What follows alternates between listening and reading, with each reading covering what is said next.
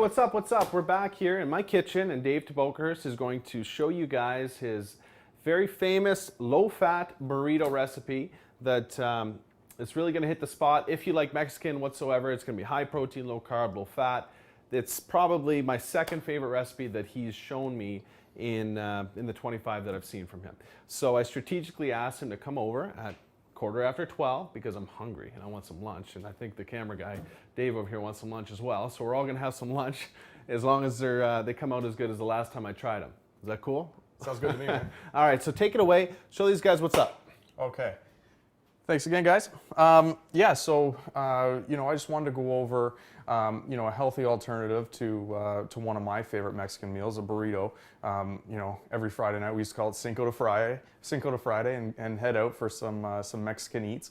And we'd head out to the local Mexican place and have some burritos and fajitas and all the rest of the good stuff. But after again doing some research and finding out that these meals may not have been the most healthy for me, I tried to figure out a way that I could make these into a healthy alternative. So here we go. Start off by eliminating the regular medium ground beef. Okay, medium ground beef is very high in fat. And it's not superior in protein in any way. I like to switch again to a ground poultry. So whether it's ground turkey or ground chicken, we're talking half the calories, same protein, obviously same carbohydrates, and much less fat. So I mean, it's just an absolute no-brainer. The next one you're going to want to use is a low sodium burrito mix.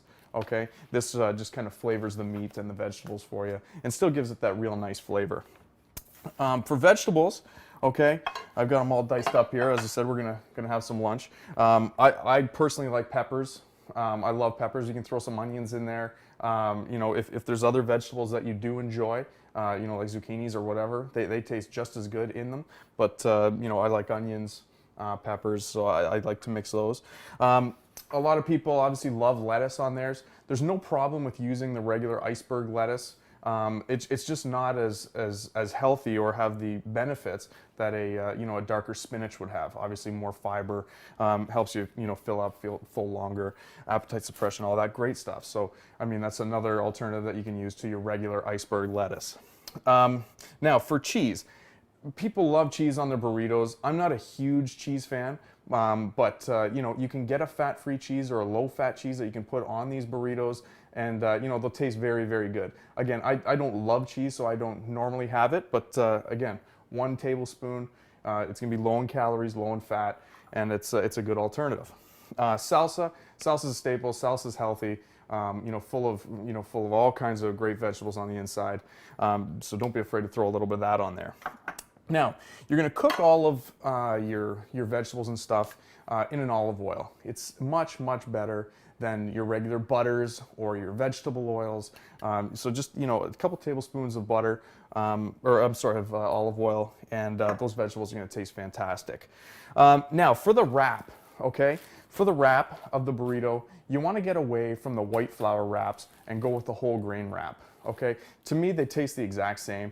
And they just totally outweigh with health benefits compared to the white tortillas. These are just absolutely fantastic. They wrap the same, they grill the same, they taste great.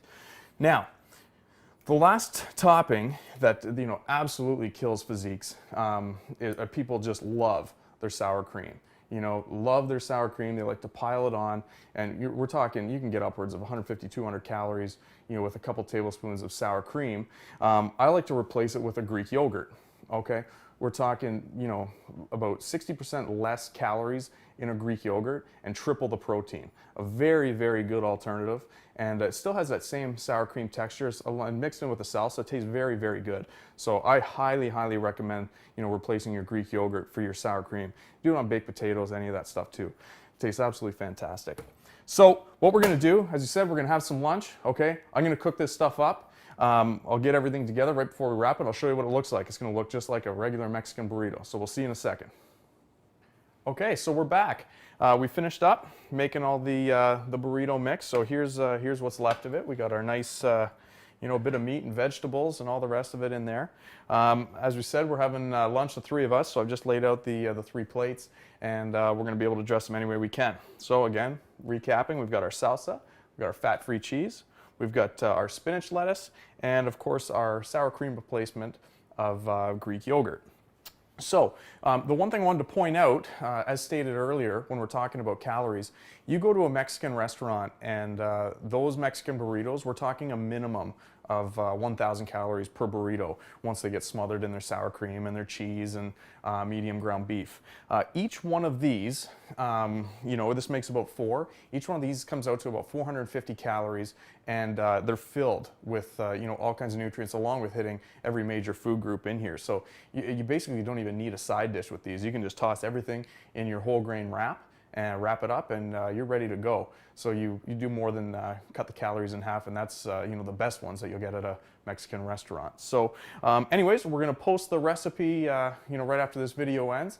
Go ahead, give them a try, and we'd love to hear your feedback. Thanks a lot, guys, and we'll talk to you soon.